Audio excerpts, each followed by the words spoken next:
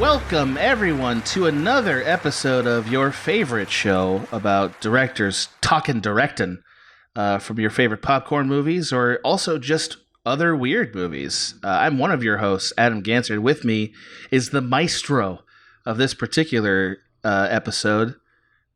That's right.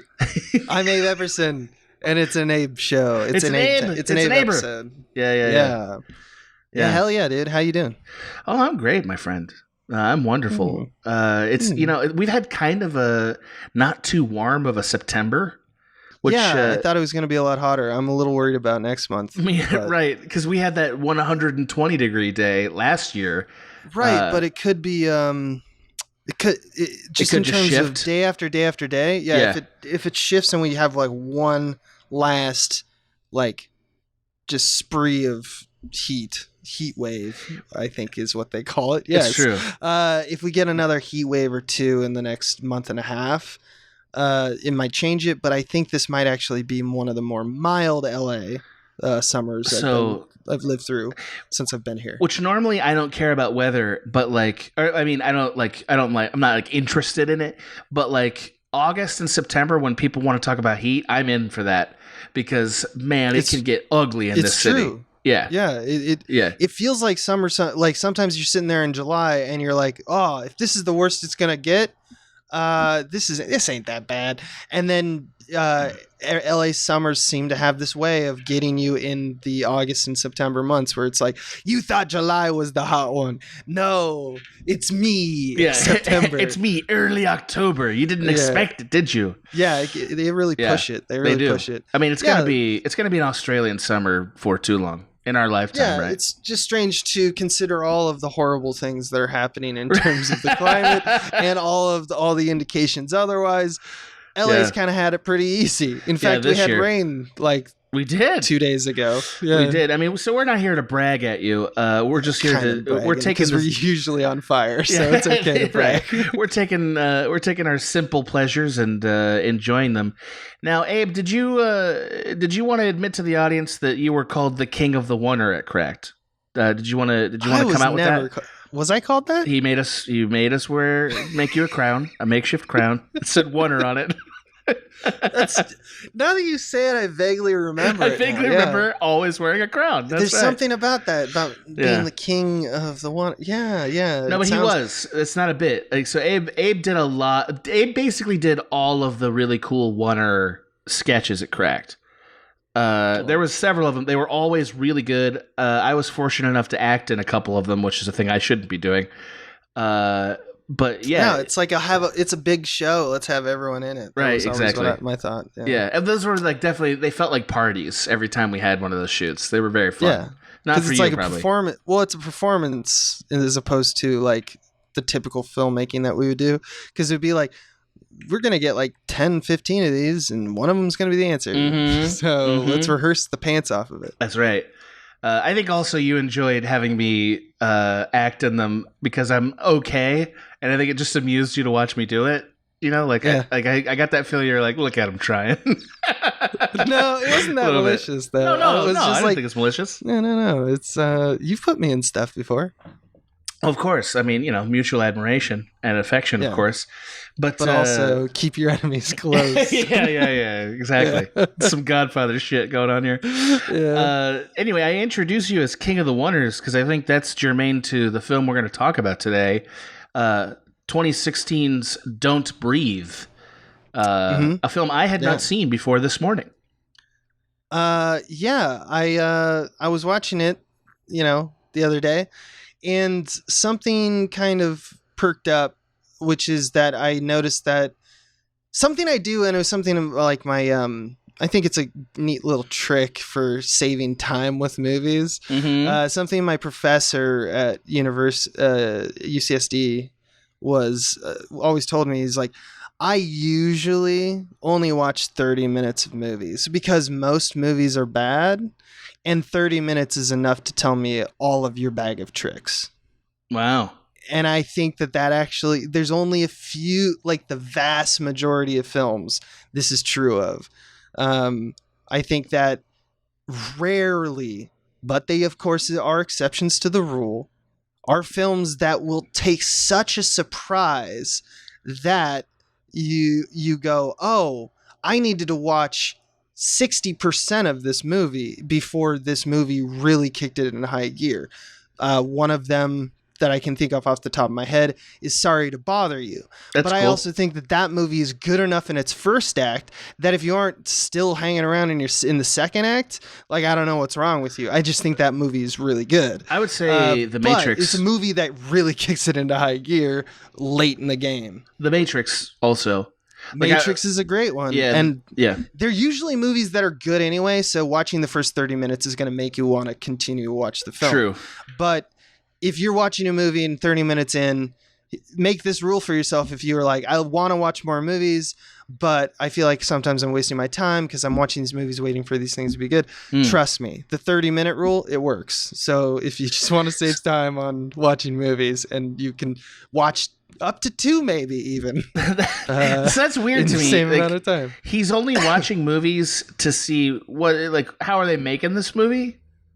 Like the bag of tricks. Like, what are the kind of thing? Like, what's it look like? What kind of shit are they going to do here? What's the good thing of this movie? What's make this movie like kick it? So he Indiana Jones whipping shit and right. Up to hijinks. It's in the first 30 minutes. So if you're into it, you're gonna watch it all. He doesn't get hooked into the story much. Then sounds like, right? Like story doesn't do it for him much. Yeah, interesting. That's interesting.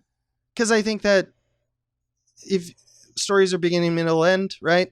If you don't have a good beginning, right. That's 1/3 of your story not being good. I don't know how you're gonna save it from here. You gotta have a good beginning. I don't know. I mean, I remember no, I'm not saying you're wrong. I just think it's an interesting idea. I remember my screenwriting professor at USC insisting on, like, anytime there was a problem in the script, fix it in the first act. Like, he was constantly like, fix it in the first act. Go back to fix the first it act. in the first act. Exactly right. I mean, so if your first act kills, you're fuck up if you fuck it up. Like, sometimes I just had this realization because I was working on another script recently, and I'm like, this first act was like a goddamn mess, and then adjusted it, and I was like, this first act rules. If I fuck the rest of this up, I'm an idiot because this first act has everything. So what the fuck am I doing? I don't know. It's just one of those things I think you're absolutely right. First act is everything for a lot of the story, for the writing of the story, for at least the Tetris that is like storytelling and filmmaking stuff, like the narrative structures and, how Act 1 plays and what's your bag of tricks in terms of filmmaking style. All that stuff is on display in Act 1. And so you're not going to get more. You're going to get more of it, but you're not going to get anything different in Act 2 or 3. The movie's bonkers. This movie has an incredibly short first act. Yes, like they're robbing that house at like minute 15, maybe. Right. So let's get into it because that's what you're talking about. It is an exact, I would say, symptom of the thing that I want to talk about. Okay, cool. Which is I want to talk about how you do plant and payoff. It's a fairly known trope. I'm probably speaking down to some people, but I just want everyone on the same page. Most people know what plant and payoff means, but real quick, the idea is that if, let's say, you show a loaded gun in Act 1, this means conventionally in Act 3, that gun will play a necessary role in the climax of the story. It's about cueing the audience to a detail of the world that later can be used. The example I just gave is what is described as Chekhov's gun. But this can be any insert or close-up in a movie revealing, oh, Hal is listening or something like that. This type of movie, in screenwriting language, I guess, typically breaks a movie up into 8 sequences, about 10 to 12 minutes a sequence. And I just want to talk about that second sequence, which that ends Act 1. Yeah, that's a good ass sequence though in this movie, and it's a good ass sequence. Yeah. And so I want to give context. For people who haven't seen Don't Breathe? Don't Breathe is you feel free to disagree with me. I think it's a fairly mediocre film. Okay. I liked it better than that. Okay, good. Yeah, I'm I glad. liked it better. Yeah, I mean, I thought it's dumb. I'm going to talk about how intelligent it is right Yeah, now. yeah, You know, yeah. like, but I think that the movie it succeeds. It's in doing the thing, but it's not. You know what? Probably mediocre is bad because what's mediocre now these days is like trash. So, I mean, well, so my opinion is that this is, I guess, above average. I think this movie remains engaging the whole time, even if it's a little silly. Right. Yeah. But yeah, as you said, it's 2014, and it features, from the burglar's point of view, a home invasion. It's about three thieves hearing about an old man with $300,000 who lives alone in like an isolated, completely abandoned neighborhood. It's basically a thief's dream.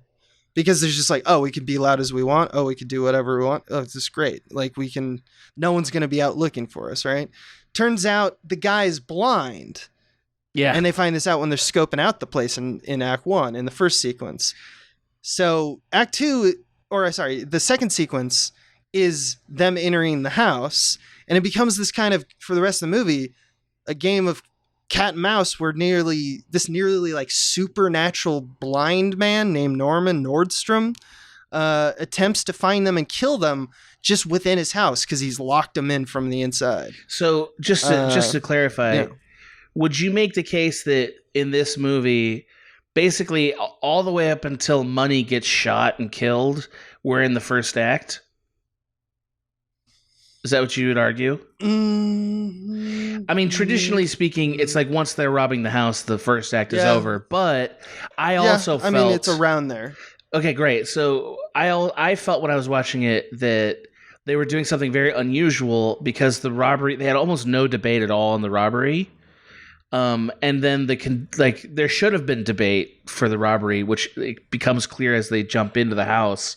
And the movie really sort of takes its full form once Money is murdered, I thought. Yeah, I would say the Act 1 to Act 2 break is either the beginning or the ending of that sequence where Money meets Norman. Okay. All right, I can because accept it's that. whether or not it's two sides of the same coin, right? There's a line somewhere in there where a choice is made, I guess. But the choice was already made. That's kind of what's unique to a lot of horror movies, is that there's not an Act 1 decision that propels the narrative forward. In horror films, typically, they are locked in a place. They stumble in a place and the door is locked behind them. Right. This is kind of the unique aspect of this movie, which is that the movie just kind of sets out essentially like the puzzle pieces that you're eventually going to make the puzzle out of. And the puzzle is the movie. And it just shows you all of the puzzle pieces and says, hey, all of the things are here. I'm now going to deploy them one after another until I have a beautiful puzzle thing. It's true. Like for contrast, what's interesting about this movie is that like you kind of start to learn what the real stakes of it are once they begin the robbery. Like a lot of other movies, like by contrast, I'll just use Ocean's 11 because it was top of mind. Ocean's 11, you get an entire montage explaining all the stakes before they actually start robbing the place. Mm-hmm. You know, a lot of heist movies or even horror movies, there's like, you know, there's going to be explanation before they actually embark on the seance or before they break into the casino. You know, like but this movie did it the other way around, which is they start the break in and then they kind of realize like very early on, fucked in. This is fucked up. This is really fucked up. It wasn't getting in that was the problem. It's getting out. Yes. Right. Yes. Yeah. It's different from, I mean, that same format is used for like any of the Haunting movies, right? Or like 13 Ghosts or whatever, you know, like it's like they have a motivation to go there, but then for some reason the doors are locked or there's this magical seal on the window. It's much worse than they anticipated. It's why Alex starts to leave again, but then comes back after the shooting, which is a thing he shouldn't do. He shouldn't have done. Yeah. Yeah. So I wanted to mainly discuss that 30 minutes of the film because I think there's some pretty impressive plant and payoff occurring in the sequence. In fact, almost all of the movie is on display in one shot if you're really looking for it. And that's that shot interesting. Is awesome. Yeah, that shot is a very awesome. good shot because it says this is going to be important, this is going to be important, and when you add them all together, it's like 80% of the movie. that's pretty impressive for a 3 minute and 15-second shot. So I think there's a lot of wisdom in how the film sets up the space, because the space is so important to this movie, about like the geography that the rest of the film plays in. What I like about this film is that it shows that God is in the details, and it does this by it focuses randomly at times and puts it in like an insert. Any small and seemingly insignificant nuance of a house, whether it be like a hammer on a wall or a portrait on a mantle or a bell in a hallway, they all play part of the unraveling of the story. And these visual focal points are when the movie is really at its best, because those visual focal points all matter. Of course they do. The film shows a very restrained version of this geography that I'm talking about. And what I mean by that is that it limits itself to a single house for like the entire movie. And the filmmakers hone our focus to these like tiny objects or nuances with everything that they have. They basically throw the kitchen sink at it. They do it through close-up and they do it through sound design. So sound and pictures both doing a very specific thing in this movie. And obviously the movie's main high concept is that because he's blind and only has like sound as a reference for their position, our monster, his domain, the antagonist, will be the protagonist's fall, and sound was the way in which he kind of beats them, right? Yeah, I mean... So obviously, every little sound has large consequences. I think this movie is remarkable for how it doesn't have to be tight all the time. Like, given how like, limited it is in scope. Like, you're in one house the whole movie, really, except for, like, a little bit at the end, a little bit at the beginning. And it doesn't feel that claustrophobically shot. Like, there's a lot of moving shots and stuff. It feels very... Yeah, lensing is pretty smart. Yeah, this guy knows what he's doing. A lot of medium wides. Yeah. A lot of medium wides. This guy's a good director, I thought. Yeah, Fede I think he knows Alvarez. what he's doing. Anyway. Yeah. But it doesn't really just stop with the filmmaking tricks. There's also something I want to talk about, or just like briefly. It's very clear that they knew what they were doing. As the quote "God is in the details" end quote approach is just it's like literally in the story. It's in the narrative. The character Alex cites nuances of legal code all the time. Yeah. And it like, which is a weird affectation to give to a character, but it's, I guess, charming, but it's not really used for charm. But like, he points out how, like, if there's particular ways in which we commit this crime, they're going to have different repercussions. And he mentions it time and time again. In an early scene, he talks about how he doesn't like how we're stealing. He doesn't want to do the job because $300,000 from one job is a bad idea. Because if they did take that all, it would mean a felony with 10 plus years. Whereas he's like, I like our normal gig where we still steal like jewelry under $10,000. And he's like, if you just do that much, much more, you can never get caught with a felony like that's 10 plus. So again, he mentions that Nordstrom has the legal right to shoot them because money reveals that he brings a gun to the robbery, and Alex kind of chastises him for that. So they have this character in the movie who's like one of four characters that sweats all the little details, and he's always the person who's like the Leela of the group, so to speak, to use like the Futurama term, saying like, no, don't do that. Stop it. You know, like dummies. And Alex that's what he's occupied with. That's what his time and his mind is always thinking of. And that's of note. But I wanted to more go over how the setup of the house works, and I want to just go through it chronologically. Might as well, because it's pretty short. Sure. But here we go. Sure. So when the group arrives, the first hurdle that they have to get over is that they hear a dog in the side yard. They throw a treat with what looks to be like a sedative over the gate. Yeah. Right? Yep. And the soundscape, if you listen, is just silent. There's no distant cars or insects or anything in the nighttime that you'd hear in like how they typically mix a nighttime scene in a Hollywood movie. There's no audio backdrop in this.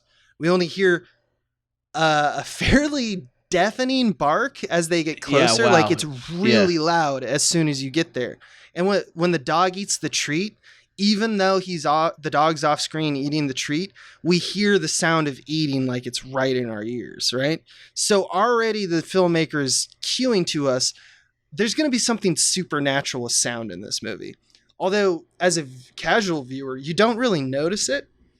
It's not enough that you would. It's just movie stuff. Yeah. Yeah, it's like, well, it's just something you might expect that a movie might do. You notice it, but you don't really.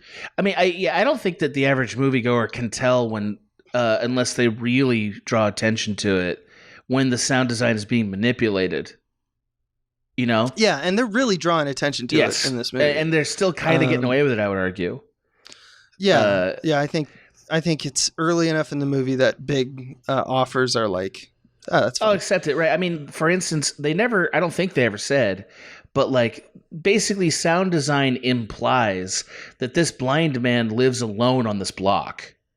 Yeah. Like it's not clear that, like they said it was a poor neighborhood or whatever, but like basically the amount of hell they're raising, there's no human, should have brought people, you know? Yeah, and I mean, and obviously their plan is to rob it and under the cover of darkness, steal out, never making a sound.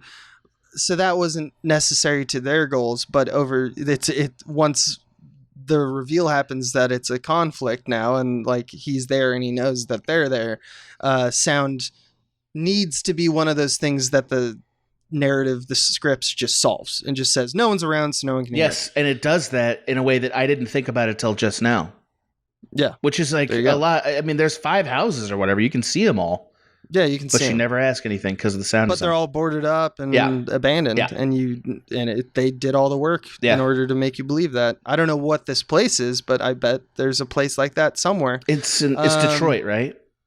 Yeah, it's just a lot like a suburb like a slightly way out of the city, far enough away from the city, but just no one lives in them anymore. There's not enough money, I guess. But he's there, and anyway. So after the dog stuff, the second thing they do is they try the front door, and we get the lock in a close up, and it's like not budging. And I won't go into why. It doesn't matter. The point is they can't really. They're trying to get through the front door with these like master locks, and they can't really. It doesn't seem to work, and they don't know why at first. But again, it's done all with very loud sound design. Then the next thing they do is continue into the side yard because they realize, okay, well now the dog's asleep, and we can't get in the front door, so let's try the side door. They hop over into the side yard. The dog's asleep. Cue snoring sounds. They find an adjacent to the doghouse is a hatch to a tornado shelter that is in the basement. So they try to unlock that, but now there's a lock inside that. Again, close up on lock. Again, sound plays super loud, super close. Which is funny because that's another clue to what's going on here that kind of blows right past you because of the intense sound design. Which is why would any tornado hatch have a lock on the inside? Right. Why would that ever exist? It shouldn't, No. Like, but there's a reason for it. Anyway. They kind of even call it out. They're like, what? Like his reaction to it's locked from the inside. He goes, huh? And then they just move on because they're just like, okay, that's the situation, I guess. And you're so worked up as an audience member for like, why the fuck are they doing this if the guy's still home? Like that's a real plot armor issue. And your main occupation right now is tension as a viewer, as you're watching this. And if you like are enjoying the ride of Don't Breathe, your feeling is very much so that you're like, they're making a lot of sound. Yeah, exactly. Is this over before it begins kind of thing? Yeah. Of course it's not. It's a movie. Get out of here, kid. But you are thinking that. I mean, that sound design raises the stakes of every little thing they do here. So yeah. And I'll go on one more time and say they notice barred windows in that the camera pans to. Cue this for later. That's plant and payoff. Right. They try to unlock the side door itself. Have the same problem. Again, loud, close. Next, they notice a window without bars. Hey, that's lucky. And Rocky, she breaks the glass and slides into the first floor bathroom. As she enters, her butt kind of hits the alarm sensor, which we see in close-up, her butt hitting the sensor. And then we see another shot that is like the consequence of that shot. So it's like beep, beep. And then we cut over to the camera dollying onto the security system display that reads out 30 seconds in order to disable. So they have to like type in the code, right? Or it will call the police. It says like contact 911 or something. Yeah, they have a clicker that does it, right? And they have, that becomes a crucial plot point later when they want the police to come to the house because they realize that actually would benefit them more than trying to get out of the house. Right. So this becomes the whole alarm system becomes helpful thing. So we're seeing that fairly early. We're planting payoff, right? So Rocky descends down the wall and she steps on the broken glass from the window that she broke. And it crunches beneath her boots. Again, the sound design is hyper-focal, hypersensitive. One piece of glass sticks to the sole of her shoe. So as she exits out the bathroom and down the hallway, each step has this kind of crackle and scrape across the ground. Again, holding the audience's hand towards focusing on sound. She hears it even, takes out the glass and proceeds. Which I like. I like that our characters are intelligent. You know, they're like, this is stupid. I as a filmmaker, I created a problem and I had a character who solved it immediately. So she gets to the alarm. She disengages the alarm system with her magic unlocking clicker device and lets the other two in. Then is the big thing that I want to talk about is that basically that setup was not a oneer. Now, what's sensational about what I'm about to talk about is it is more or less a oneer, but it's doing the same kind of thing. And this oneer is basically setting up the space. Now that we're in the house, let's set up all the spaces that will serve as a set piece for the rest of the film. In other words, there's like 6 more sequences to go in this movie. Let me draw y'all 6. And it's about, the oneer itself is about a 3-minute and 15-second, like what looks to be continuous shot. If you think of it as continuous like single shot, it's 3 minutes and 15 seconds.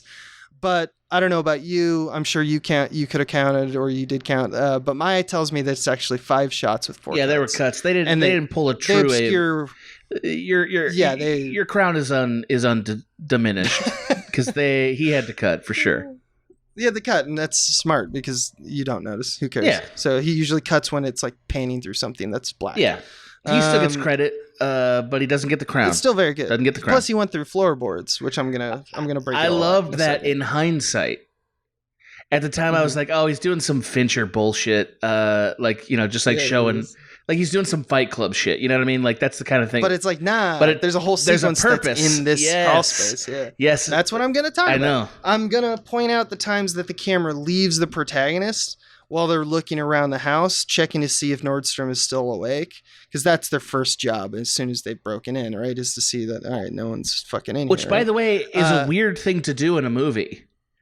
It's actually weird that, like, this shot is weird, but it's so successful at delivering everything that you want out of it and setting up everything the way you're going to talk about that you don't care that it's kind of leaving a point of view that you understand. Yeah, right? Yeah. I love that about it. I would say so. Yeah. So every time the camera does move these protagonists is what we're kind of talking about. It usually goes to a random object or to a significant character detail. These kind of move us through the space and they break us up into like these sections that I'll talk about. And they each add a plant for an eventual payoff. It's rare, I would say, in a movie like this that they're assembled so densely and closely together in terms of like movie time. Mm-hmm. Like usually plants and payoffs are like, oh, notice that thing on the wall. Anyway, more scene. 2 minutes later, oh, there's a gun in the desk or whatever. It's not like boom, payoff. Look at this thing. Look at this thing. It's like the writers and the director said, yeah, let's have them all at once and let's embrace that. And I think there's something to that, but also it might have just been a choice just to be like, it would be cool to do that, stylized to do that. Mm-hmm. But when you think about it, it's actually the most important 3 minutes of the movie. Definitely. No question. And it's smart that that's true because it happens to probably be the most visually captivating 3 minutes of the movie. It's very impressive to watch. It's kind of cool. So let's break down this oneer and talk about how they're doing these things. So the first thing that the group does in the oner is take off their shoes. This kind of signals that they're not dumb. They're aware that they make sounds. But also as a viewer, it's telling us that we should be putting ourselves in the headspace of the protagonists. Like, oh, there's a reason why you take off your shoes. And most importantly, it reveals that there's now 3 pairs of shoes that are just there. God is in the details. Everything that happens, every small insignificant detail has consequences. Yes. Something that later when Norman smells like their feet, he's like, what the fuck, I'm smelling feet smell. It makes him realize that there's 3 thieves and not just one, because when he kills Money, Money says, I'm the only one here. And so he has no reason to think that there are any number of thieves in the house at that point. But then he finds the shoes and at that moment realizes, there's more than one. It ups the stakes because there's a level of safety for them in that Act 1. So when we get into the beginning of Act 2, they stay out of his way. And it's where it's been fine just to stay out of his way. He's actually actively pursuing them at this point. The second thing that the oner does is that Alex moves forward and we kind of track with him. And he enters like the first room we see directly in front of them. And he starts to check under a workbench. The camera leaves him looking under the workbench and dollies into a close-up composition of a hammer. That hammer will be a weapon that Alex uses against Nordstrom. Then the camera roves to Money, who's exiting like a storage room full of like chairs for some reason. He looks up and the camera follows what he sees, which is a group of bells attached to a string, which we gather some kind of alarm system, right? But it's actually, we find out later, Nordstrom has kidnapped a woman and kept her in his basement. And if she moves too much, the bells ring. Mm-hmm. So, plan and payoff. When we drift to Rocky, who's entering a closet. And so camera kind of just follows with her. She's looking around. She inspects the shelves, and then camera reveals a safe. Takes a beat on and holding on that before moving on. This safe obviously is where the $300,000 is. Next, we scrape across the wall back towards Alex, but not before stopping at a doorway with several locks on it. This will be revealed as the doorway to the basement, which takes us into like, I think, sequence 4 of Act 2. Next, we kind of, once we reach Alex, he's looking at the electronic alarm display, making sure it's disarmed, which I think is a redundant beat, but they think needed to kind of give us the spatial cues that like we know the geography. I think that's what it is. In a full circle. They want us to know where it is, I think. Which I think is hyper aware of. And what I'm kind of saying is that if they really want you to understand and know inside out what this house is like, it's good to come back to the beginning. So you're like, and that's it. There's nothing else. Like if I show you anything else, it's a lie. That's true. So it does define the parameters. It does do that. Mm-hmm. You're right about that. Yeah. And that, of course, the alarm system is pertinent to their survival. It's the ticking clock in Act 3 of when the cops are on their way. What causes Nordstrom to relent and broker a deal with them that if they just leave, they can keep the money. But then he obviously breaks the deal because, he's a horror monster. He really is. He really is. But it's important to the story either way. The next thing we do is we regroup with Money. So now we've really gone around the horn and we're going a second time. We regroup with Money and he ascends the stairs to the second floor. As he kind of points up like to Alex, like saying like, I'm going upstairs. The camera drifts up through the ceiling instead. Doesn't follow him up the stairs. It literally goes through the ceiling. Mm-hmm. And we kind of get this definitely semi-comp shot that is on a jib arm essentially, or what they probably is. I'm not sure. It didn't look like a camera handoff, but I'm not sure exactly how they did it.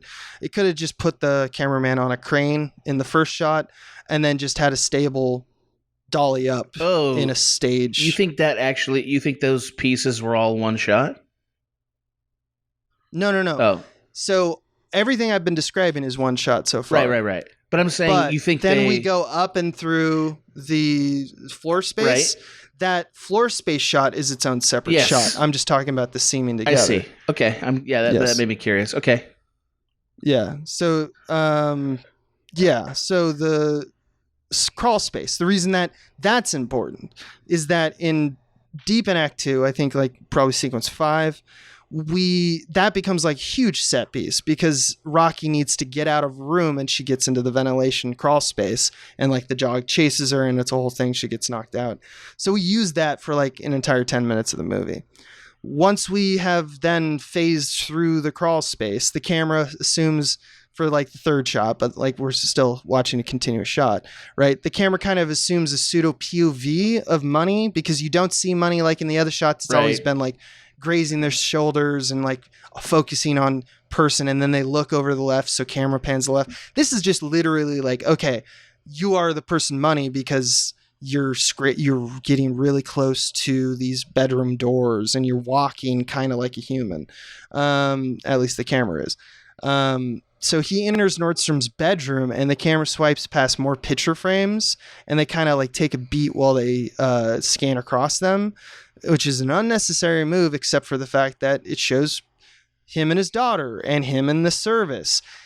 These aren't objects that play in the narrative's unraveling. They're not like the hammer, but they're important character detail. The loss of his daughters made him insane, and he's a capable fighter despite his age. I mean, just seeing the guy in a wife beater would have done the job there, but yeah, he's kind of strong. Like, he's got old man. He's got old man strength. He's got a whole bunch of rage and strength. The camera then continues and focus on home movie on the bedroom TV, which means that he falls asleep watching it. It marks the level of obsession that our antagonist has, and it kind of informs the lengths we'll see later of how far he'll go to get what he wants, which is another daughter. So it's just daughter stuff. Little girl. I want little girl. Okay, so I've gone through like 9 beats. Here's the 10th. Yeah. The camera then floats down under his bed. It reveals a handgun strapped to a mattress. Literally Chekhov's gun. The handgun becomes important. Absolutely. Later, is my point.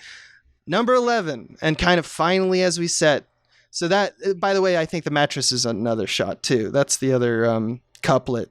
Like getting under the it. The mattress is probably because it like they go under and it's clearly it fades to black. So it's like okay, you're probably cutting there. But yeah, once we have done that, we go back up the mattress, like up the the side where we're now like right side up, and we reveal his face. The first time in the movie we saw him at distance and in profile before, but this is the first time we've seen Norman Nordstrom's face, and behind him is Money about to knock him unconscious. Very cool oneer, right? It was awesome. Then the movie's off. Yeah, it was awesome. So it's like 11 moves if you parse everything based off important details to the narrative that are distractions from just the normal navigation of following these thieves rummaging through the space. Right? And what it's done is it's basically giving you a roadmap for the movie. It's highlighted all major set pieces. There's not any other set piece until we get outside and we get the car sequence.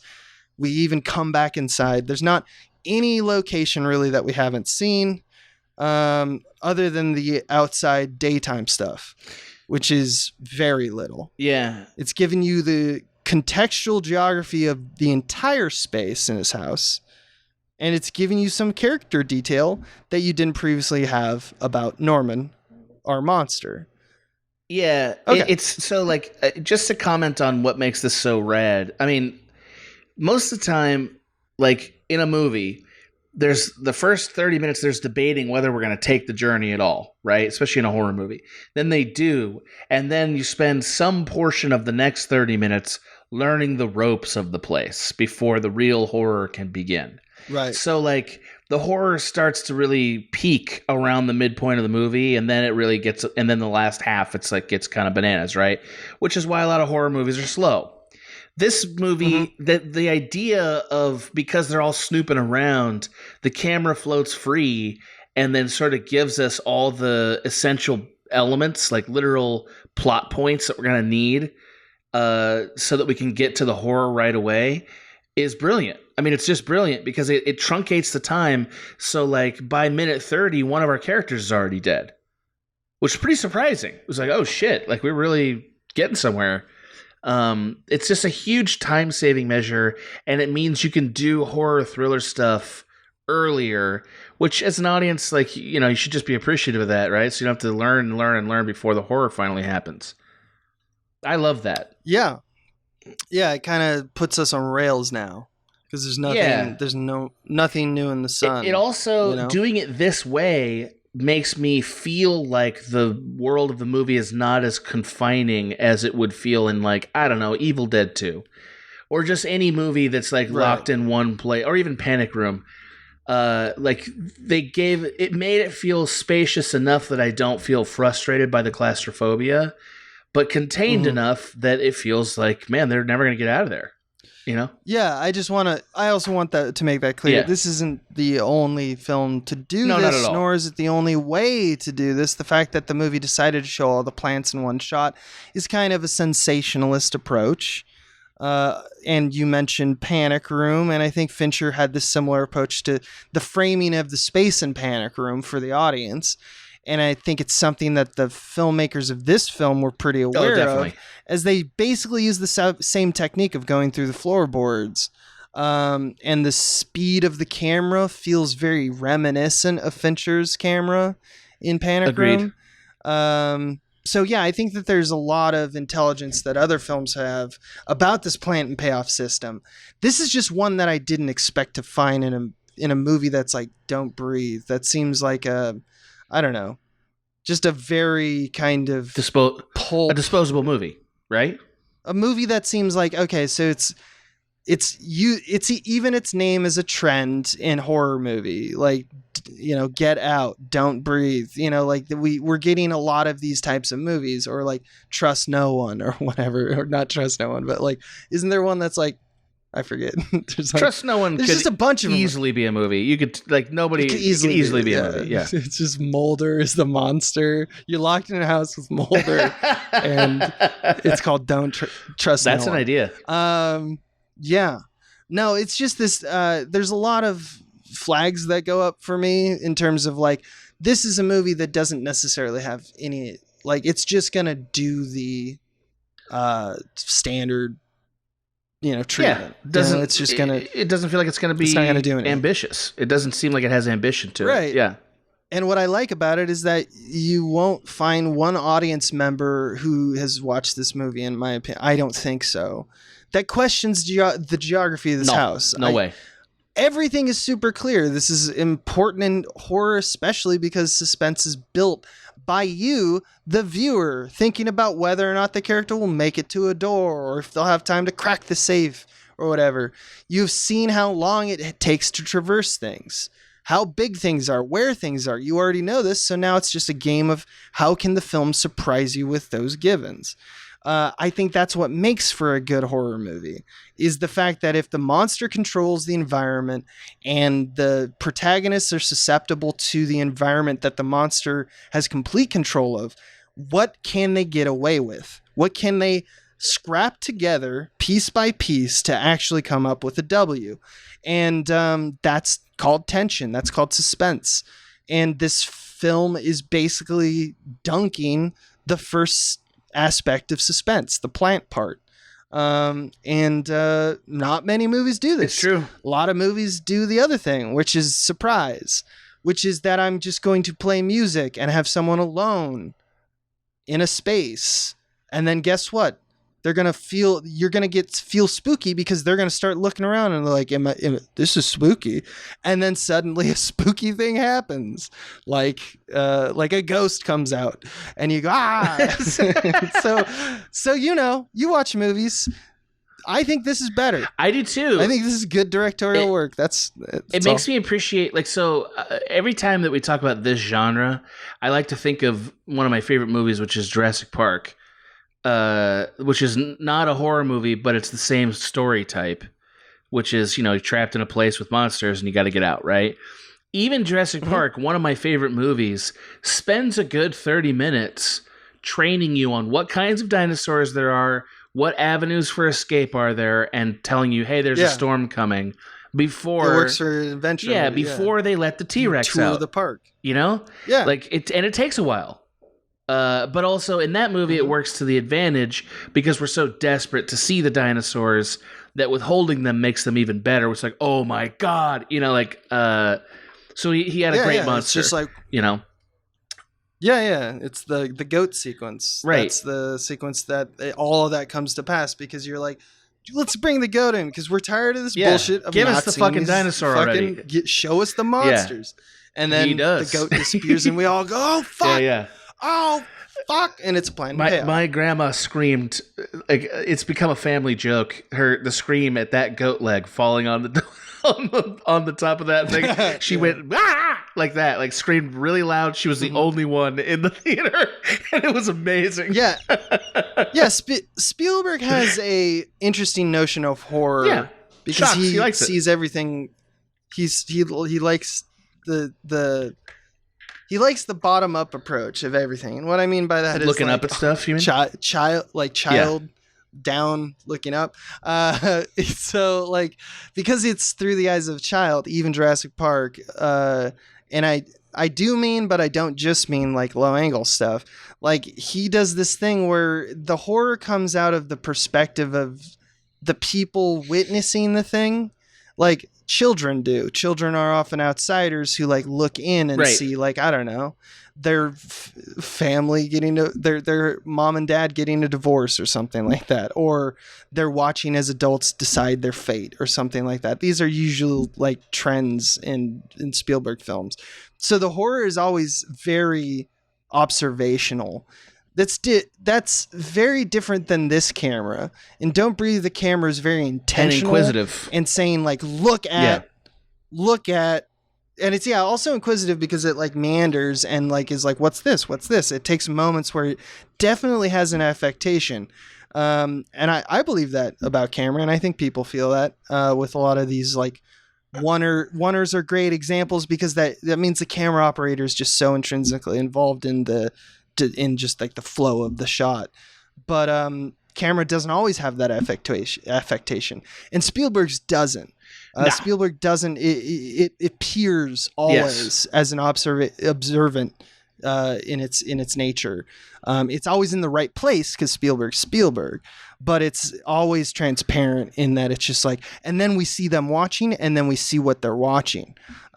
This movie is a lot different, where it's like, I, the director of the movie, am telling you this hammer. That's matters. True. That's right. Spielberg doesn't like physically take the camera and go, okay, now look over here, now look over there, the way this movie does. But I think we're more open to that now than we were in Spielberg's heyday. We are way open to it. And in fact, I think it's the thing I was describing about what I believe is quote unquote bad horror is that on mescaline. Yeah. I agree. It's just this malaise of meandering. It meanders. Yeah. Just like, I'm going to, just do that again. Just do that again. It's fucking annoying. I think that does kind of show its hand as being like, I typically, because I do have respect for the Spielberg approach. Like, just don't be in your movie is something that I respect personally. And this does show its hand. Don't Breathe, even to the casual viewer, I'll think, will have the thought after that shot, hey, I bet that hammer will be important later. Because all of these moments that I just drew out, like the 11 beats or whatever, they're so close, you begin to go, oh, I know what they're doing. So even if you're not really looking for the filmmaking tricks unraveling in front of you, you probably were aware that this was being done to you because it's so bam, bam, bam, bam in a row. And I think some schools of cinema think that that's kind of poison for your story. I definitely have thought that in the past, because it's like saying like, okay, so you're showing your cards basically. Right. It's too obvious. In my opinion, it's too overt. Yeah. I mean, I think it's a pretty small one in terms of the bad habits we're forming in general, but that's like literally an old man's opinion that I have. Well, so I love this debate. I think this debate is super worth having. Like, I just think that like, The question is whether it distracts from the movie. To me, that's the question to me. But I think the audience actually respects filmmakers who can meaningfully use unmotivated camera moves to tell a story. Like they're open to that in a way they didn't used to be. You know, like we were saying. Yeah. Like I think Tarantino gets away with that shit all the time. No, Paul Thomas Anderson as well. I agree with unmotivated camera being sometimes very fun to work with. But when you do it over and over and over and over, that looks a lot like, for example, the adage is that people have said in Hollywood all the time that don't use voiceover. Don't narrate through voiceover. Use action. Your movie's use dead, action kind of stuff. And there's conventional wisdom why that's true.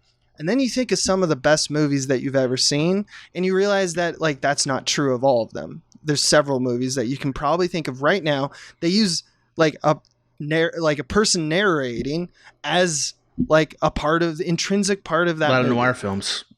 Double Indemnity springs to mind immediately. Princess Bride. That's true. Magnolia. Like there's all over the place.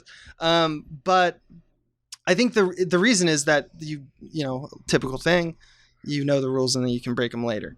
But I think with this, it's the absolute density and multitude, the high number of these things happening time and time again, that's why I say, like, I think some schools of cinema think that this is poison, because then we start to develop bad habits. I think that's part of it. I think also there's kind of a sense among filmmakers that there's an elegance to not having to physically turn the camera and look at a thing, but to organically showing it in its proper order and time. There's also just there's a difference in opinion on that. Yeah, no. One being better, one being worse. So yeah, it's obviously, there's a lot to debate about that, and it's personal choice. But I would say that when people say stuff like they didn't make them like they used to, or the TV is like trash, like opinions I have, for the most part, I think it comes out of a place of like, there's it becomes about me. What I want to show you is the important part, and sometimes that is the important part. But if I am only occupied with that,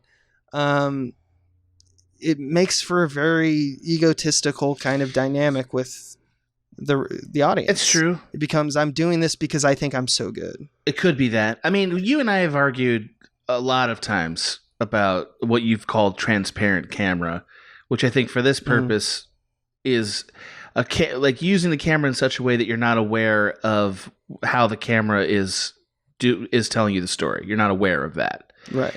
And I mean, I also think that's a really elegant thing if you can do it in a way that feels dynamic and engaging. I personally would prefer to not do Tarantino moves and to tell a story in a way where the camera's still engaging, but you never really think about it. Tarantino also has a way to quote the past without you knowing it. So his references and what he's really truly getting off on, in my opinion, is not really present in a lot of his maneuvers. Well, and I also he's just doing standard good maneuvers. A little bit. But I think the secret thing is he's also kind of a maniac, and he just quotes things constantly as an homage. Like, it's not mean-spirited. He's just like, I like this. This is mine now. Which is why he never seems to get acknowledged as a director. He always gets acknowledged as a writer in Hollywood. Yeah, I think people know. Yeah, I think they do too. I mean, not that I think he's bad. I think he's, made a lot of great films, but seminal, of course. But I also like, I kind of admire the films of Sidney Lumet. Who's more transparent, absolutely. to be honest. I kind of admire Denis Villeneuve, right? Who I think it was a pretty hands-off director in a lot of ways. And then you seen that Prisoners? Fucking rips. I mean, I also enjoy, I enjoy the sort of like shoving your face into auteurism of some filmmakers too, if it's good. Like I think P.T. Anderson used to be pretty aggressive with that stuff, and I liked his early films for that. So I don't know. It depends on. To me, it's not there's no intrinsic value either way. It's really just sort of like, am I engaged in the storytelling, or does this distract? Like I think Tarantino, when he does stuff that feels loud and you can sense the filmmaker, it always underlines a feeling that it is like, man, this movie's fun.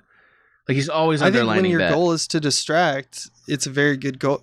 Then it's very good to do that if your goal is to distract for whatever reason. I agree. I'm not saying distract in a bad way. It can be very effective for your story. But I also like. But if the reason is always because I think it is cool. I don't know. I resist, and I mean, you and I agree on this. I always resist that kind of like oppressive stylizing, where that usually feels like it's coming from older voices, where it's like, oh, I can feel what you're doing too much.